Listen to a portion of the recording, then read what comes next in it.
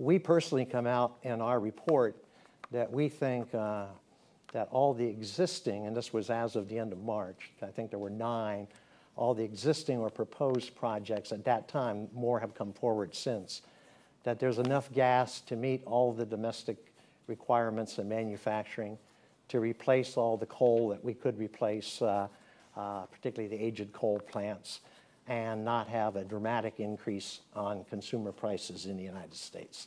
That study is on our website if you want to see it in more detail. The issue of coal is interesting because I know a lot of people in the environmental community take great solace that we don't build coal plants anymore.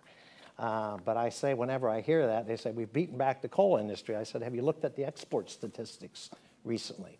Coal exports are near an all-time high.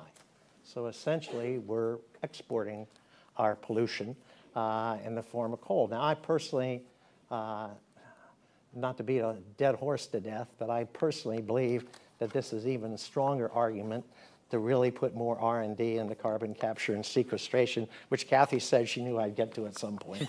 And I agree with. Because, and that's because in the world market, regardless of what the United States does, China, if you look at studies by the International Energy Agency and others, although China's percentage use of coal is going to fall, on a volumetric basis, it's not going to fall. It's going to continue to grow for the next 20 or 30 years. The same is true in India.